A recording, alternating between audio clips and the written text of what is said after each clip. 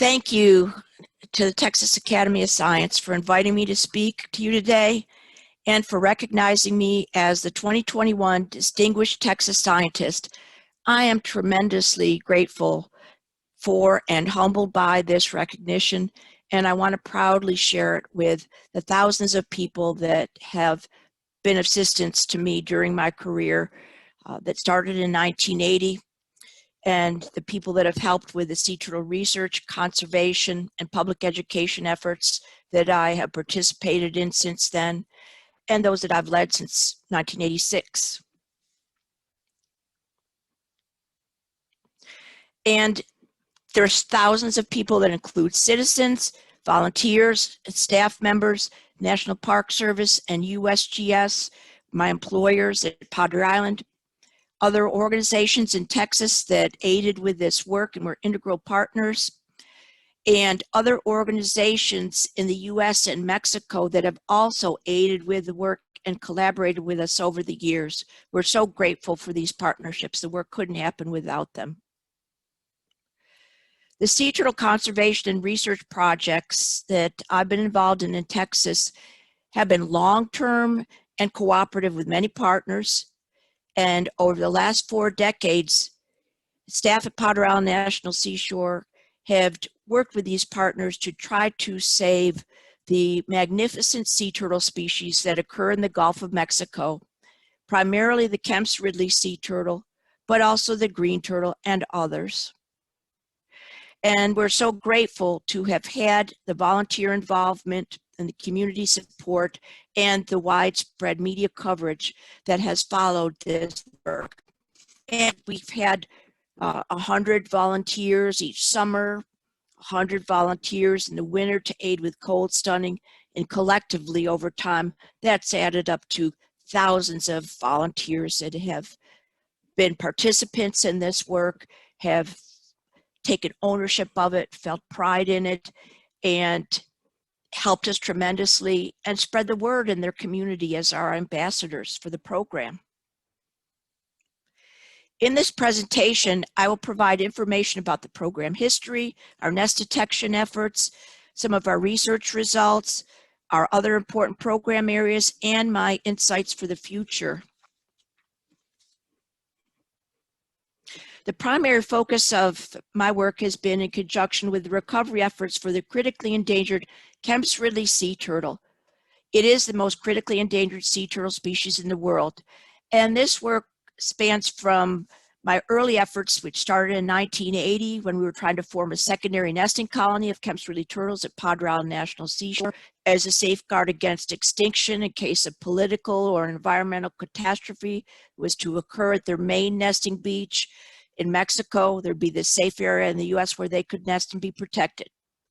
2 more recent efforts where we've tried to determine the results of that experimental imprinting and head starting effort. We've continued the work to form the secondary nesting colony. We've conducted other associated research and conservation and public education efforts, and a variety of other work on the green turtle that I'll talk about towards the end of my presentation. The documented historic nesting range of Kemp's Ridley is from Mustang Island, Texas in the north, down to Veracruz, Mexico in the south, with the epicenter of nesting being in the state of Tamaulipas near the village of Rancho Nuevo. Here, Padre Island National Seashore with the abbreviation PAIS, and you'll see that throughout many of the slides in the presentation, just to shorten the name. The documented historic nesting range was not known by biologists for many years. They searched for where Kemp's Ridley's nested, the leading sea turtle biologists of the time, and there weren't too many, but those that there were, they did search and try to find where Kemp's Ridley's nested. And it wasn't known until the first published record of nesting of Kemp's Ridley's anywhere in the world was of a turtle that nested at Padre Island National Seashore in 1950 on what was on North Padre Island, what was later designated Padre Island National Seashore. And this was 12 years before Dr. Henry Hildebrand, one of those sea turtle pioneers looking for the main nesting beach, finally found the location of that nesting beach down at Rancho Nuevo, Mexico, by locating a famous film that showed an estimated 40,000 turtles nesting on this small stretch of beach on one day in a synchronous emergence called an arrabada. So this was a great find to the scientific community. But that film also showed, very troubling, was the piling up of eggs that were taken as a supposed aphrodisiac, just harvested and harvested. And it's thought that between the overharvest of eggs and the loss of juveniles and adults incidental to fisheries operations caused the Kempsridley population to plummet. So when this film was found, the film was taken in 1947 by a Mexican engineer. That engineer tried to get it publicized, couldn't get any traction on that. Dr. Hildebrand found the film in 1963, published, showed it at a herpetological conference in Austin, Texas, and published the record in 63. Biologists then began going down to the beach in Mexico in the mid-1960s to try to find out what numbers of Kempsridleys were nesting and to protect the nesting turtles and nests there. Those protection efforts started in 1966. But what they found at that time was the nesting numbers had plummeted already due to those factors that I just mentioned. So concerned about that drop in nesting, Mr. Darrell Adams and some friends from Brownsville undertook a small project to form a nesting colony of Kempsridley turtles on South Padre Island. And that was from 1963 to 1967.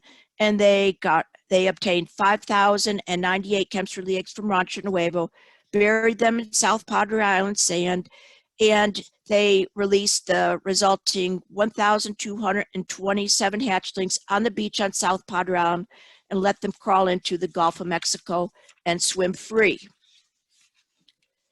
But unfortunately, the population kept plummeting, and now into the 1970s, here comes Robert Whistler, chief naturalist at Padre Island National Seashore, was a neighbor of Dr. Hildebrand's.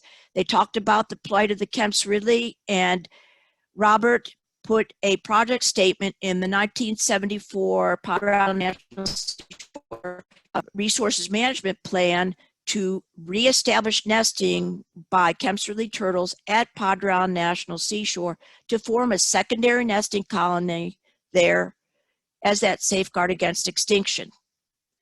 He involved the National Park Service Regional Chief Scientist, Dr. Roe Wauer, who then involved the U.S. Fish and Wildlife Service and had a feasibility study contracted down at Rancho Nuevo to compare the beaches, Rancho Nuevo and Padre Island, to see whether our beaches were suitable for this effort. And the Park Service initiated these planning meetings, and together they developed a committee that signed off on this action plan that was written by Roe and then with editing and help from other entities with the U.S. Fish and Wildlife Service, National Marine Fisheries, Texas Parks and Wildlife Department, and Instituto Nacional de la Pesca, and signed off on by leading sea turtle biologists, Dr. Archie Carr, Dr. Henry Hildebrand, Dr. Rene Marquez, and Dr. Peter Pritchard were the leaders of that time, all endorsed this effort to undertake actions to help save the Kempsridley population that was plummeting and some feared might already be too late and facing extinction.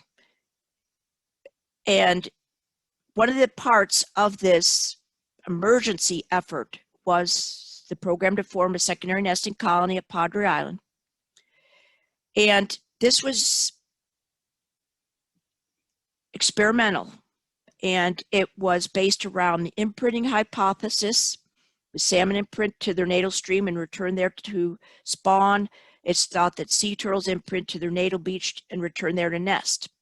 So over time from 1978 to 1988, 22,507 eggs were collected at Rancho Nuevo, never allowed to touch that Rancho Nuevo sand, packed in Padre Island sand and shipped to Padre Island National Seashore for incubation and imprinting. Those hatchlings were caught in the surf by YCC crew members, brought back to our lab, counted, weighed, and measured, and then transferred to the National Marine Fisheries Service lab in Galveston, Texas, where they were reared in captivity for 9 to 11 months, and that's called head starting. Started about the same time as the program for the kids in 1978. Let's give them a boost in life. Let them grow larger in that knowledge so that they can avoid most predators when they're released and be tagged for future recognition. This was a conservation emergency, and different tagging methods were being developed as the project went along. But there's another group of hatched turtles that I want to tell you about, and we call those the Mexico imprinted head starts. And from 1989 to 2000, after our experimental imprinting and head starting work was concluded at Padre Island National Seashore, between 178 and 2,000 hatchlings per year were collected directly from Mexico and allowed to emerge on the beach there, crawl into the surf there, captured there, and then sent to the National Marine Fisheries Service lab in Galveston for rearing in captivity, head starting, 9 to 11 months, same thing, but with the hope that they would return to Mexico to nest to help repopulate and replenish and compensate for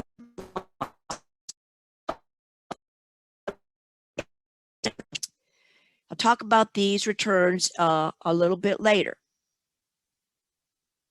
So I began my work at the National Seashore in 1980, and that was between my junior and senior years of undergraduate school at Cornell University, and I was hooked on South Texas, and this camps really work, and that's what I wanted to dedicate my career to.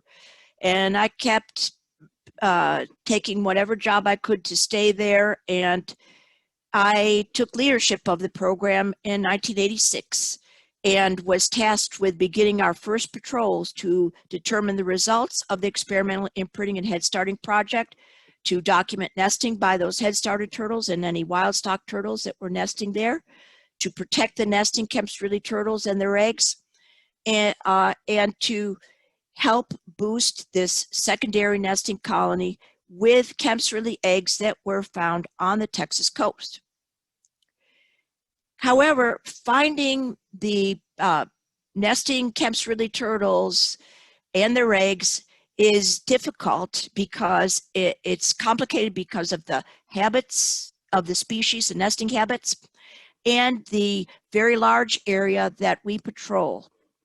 And so it was really critical that, and also these turtles do not have perfect site fidelity. They're a shared resource, and they will nest on multiple beaches. Even though it's thought they come back to their natal beach, there is some variation.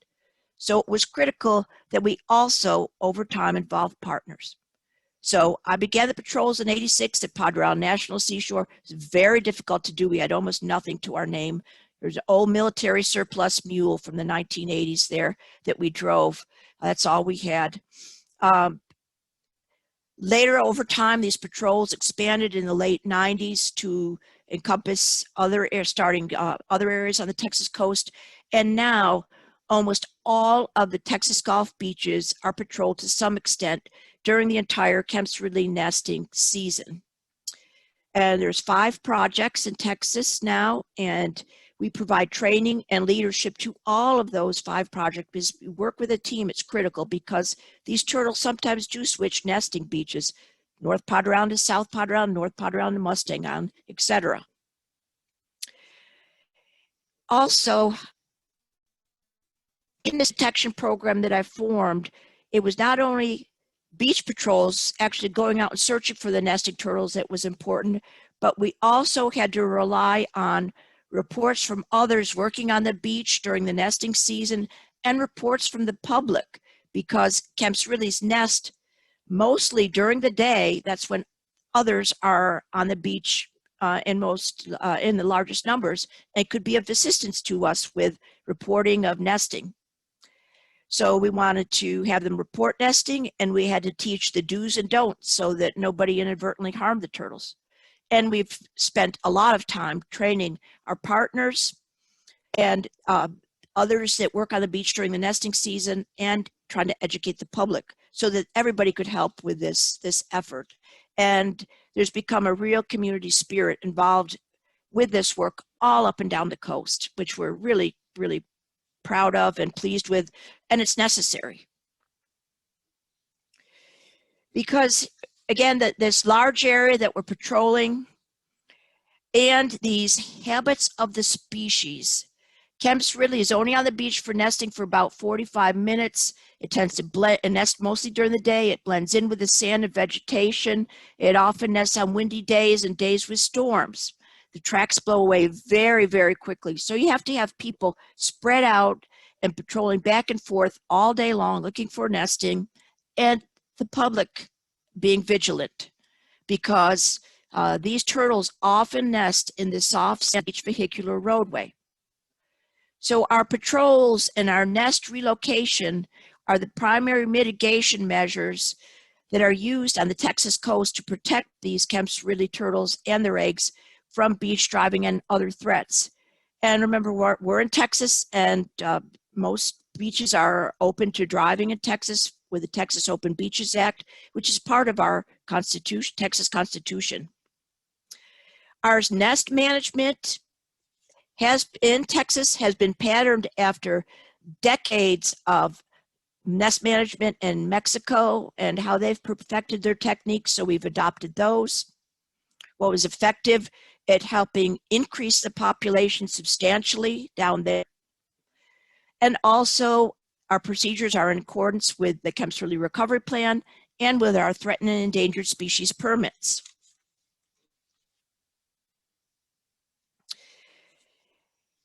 It's critical that we go out and we find the nesting turtles and the nests, because there's many natural and human-related threats that would kill them or harm them.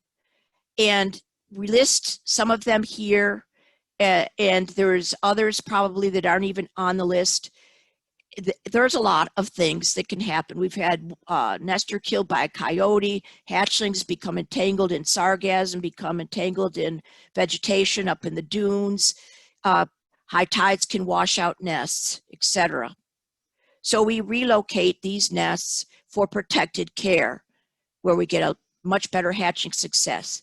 On average, at least 20% higher hatching success by finding these nests and bringing them into protected care.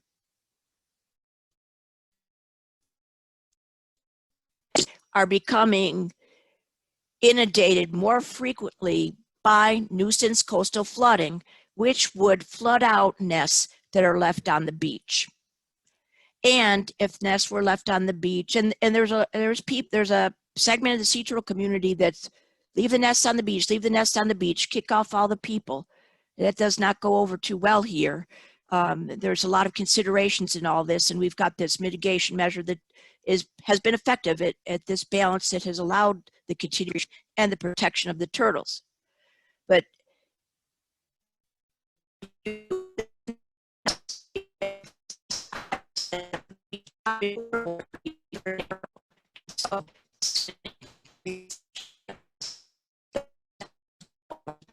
is something to keep in mind. These are pictures that were taken before the last hurricane, which has thankfully widened our beach, but beach width changes over time. Over my career, I've been, this is my 41st year at Padre Island National, and it's changed considerably, wider, narrower over time. That's the way it is.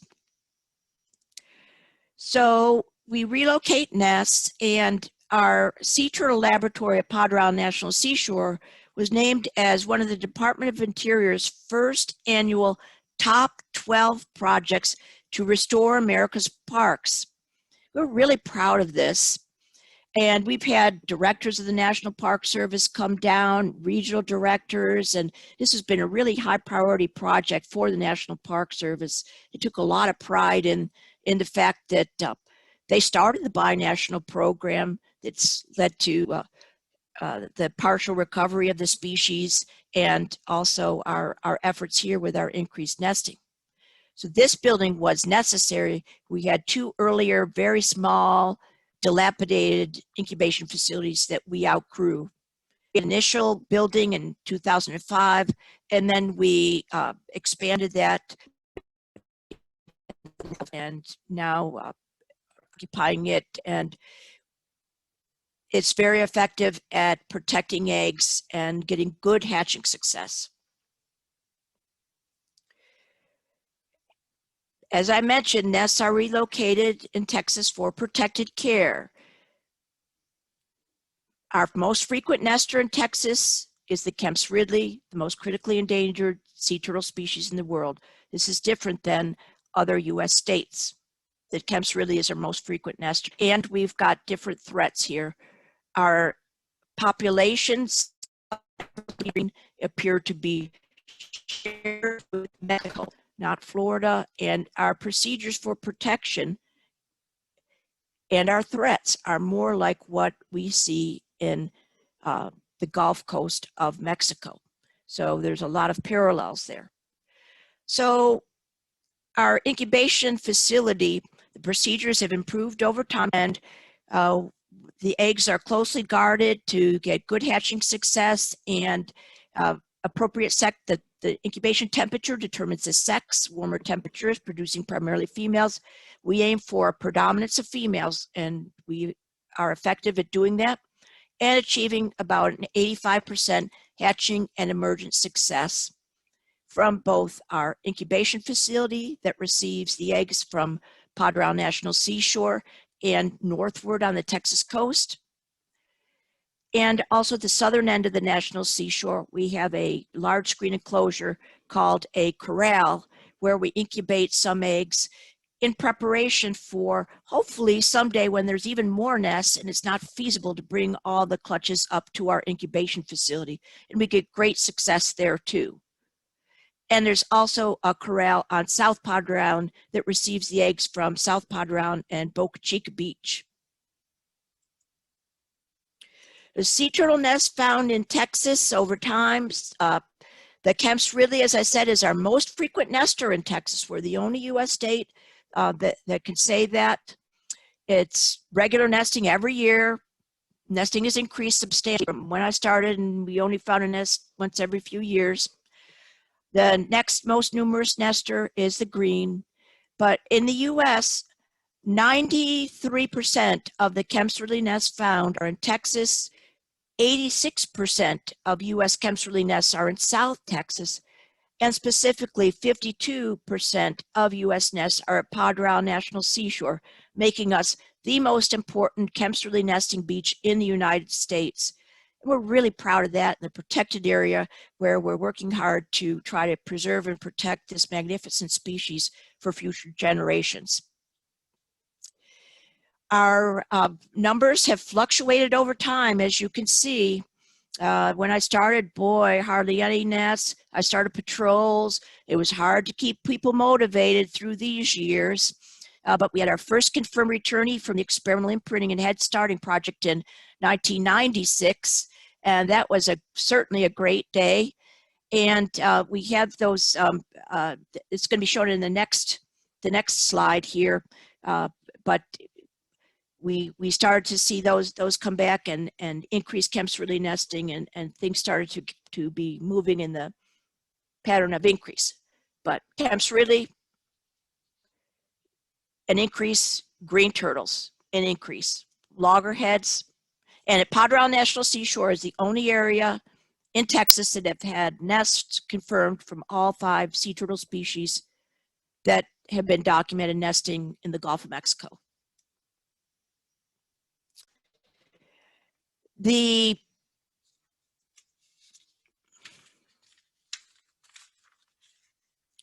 far fewer Kemp's Ridley nests are found in Texas than in Mexico. The nests in Texas are shown in red and blue. Similarly, is considered one genetic stock, one management unit.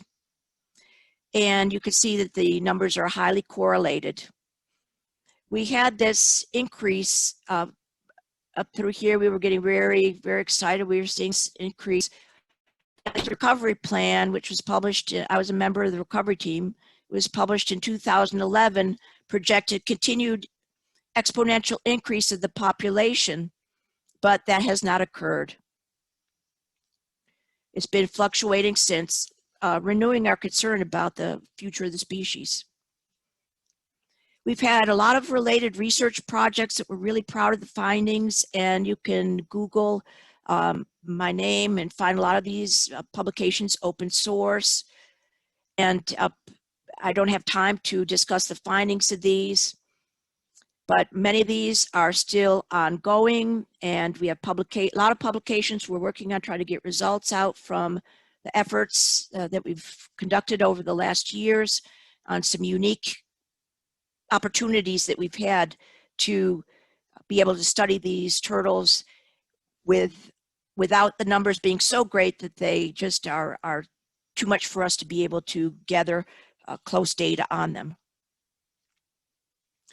And a particularly interesting aspect is that we have early results that second generation kinship analysis has shown that some of the females that are nesting in recent years were daughters of nesters that we observed 15 years ago. So that's really exciting and proves that our husbandry has resulted in those animals coming back to nest on the Texas coast.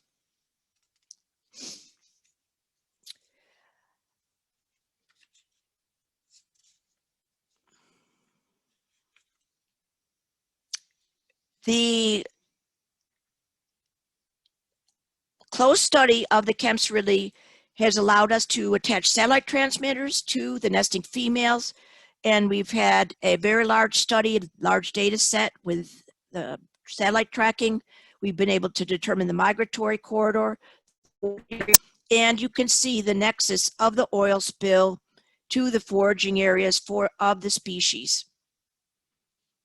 Hence the concern, and I was the principal investigator of a Deepwater Horizon oil spill natural resource damage assessment study to determine the impacts of the spill to the species. We have the longest continuous marker capture study of adult females that has been conducted. And unfortunately, we have seen an increase in the number of years that it takes for the turtles to come back to nest, and a decrease in the number of new turtles integrating into the population. And this information is critical to the population modelers for development of their models, and we're the only ones that are gathering these species. Here's the results of the experimental imprinting opportunity, just us, to collect this information. And there have been other programs that have been patterned for ours that are continuing to be patterned after ours.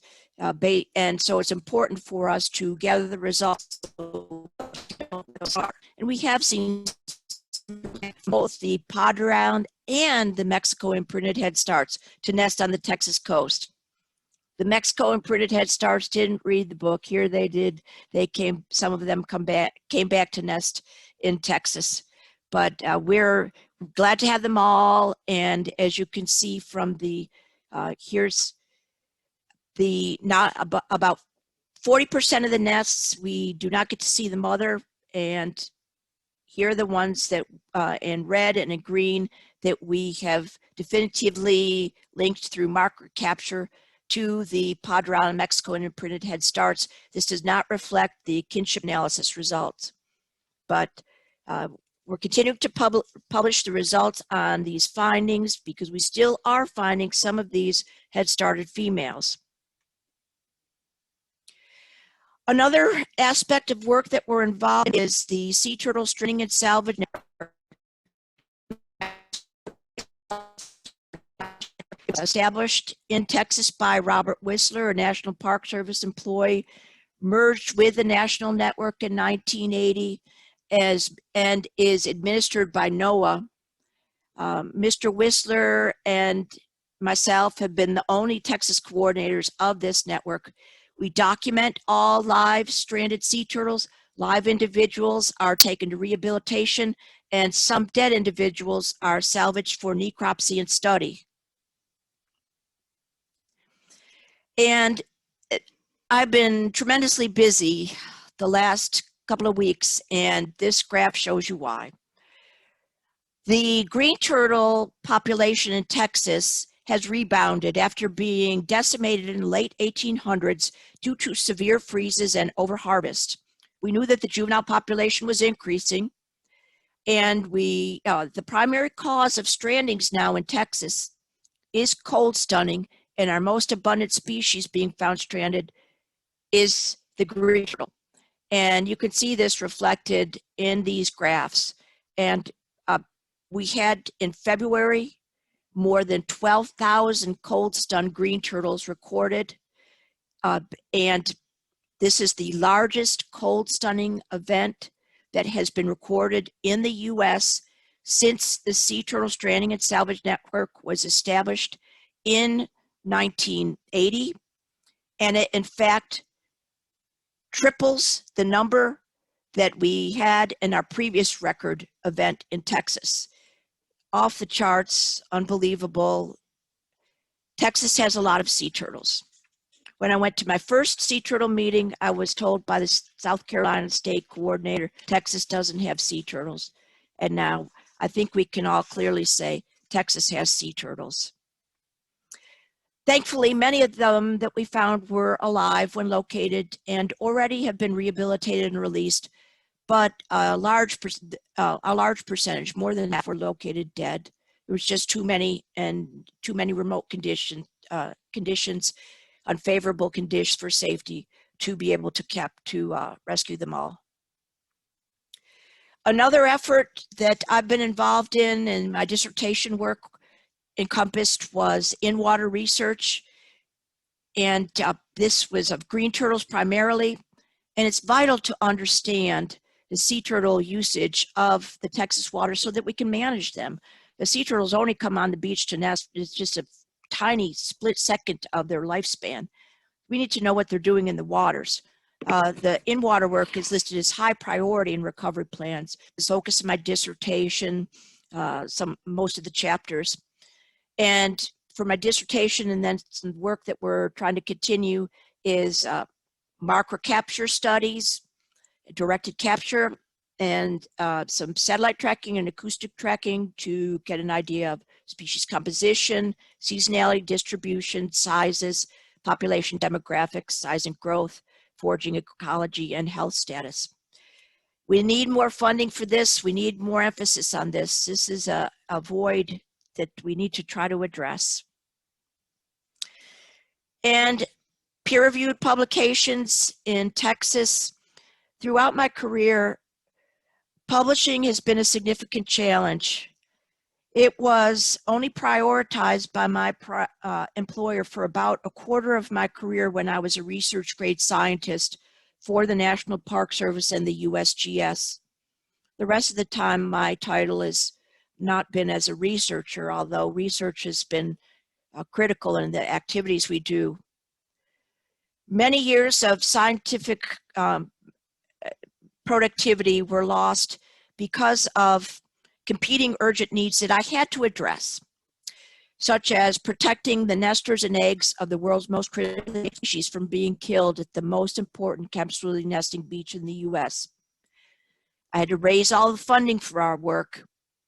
I aided with Texas Parks and Wildlife's revision of their shrimp fishery management plan to help reduce the deaths of adult Kemp's Ridleys that were occurring offshore from Padre Isle National Seashore. We had more dead adult Kemp's Ridleys being found here than anywhere else in the United States, and this is where we were trying to have them nest.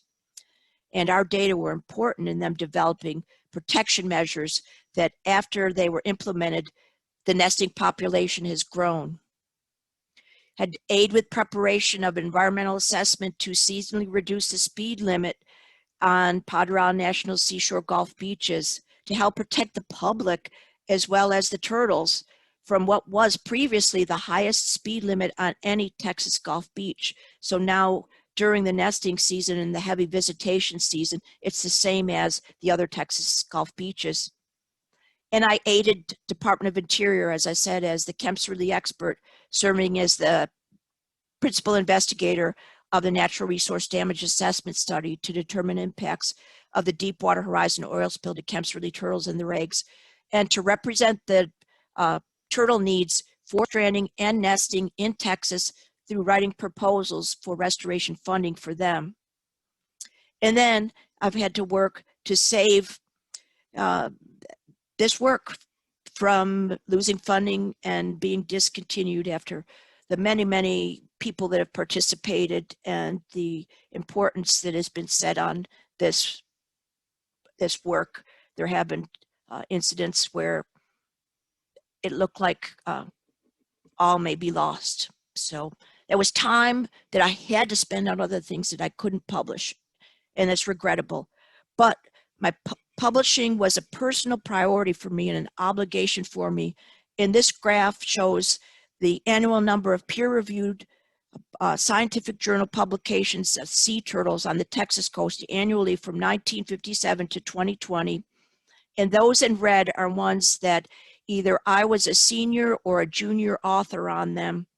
And this does not include the theses and doctoral dissertations about sea turtles in Texas or any experimental research or gray literature, but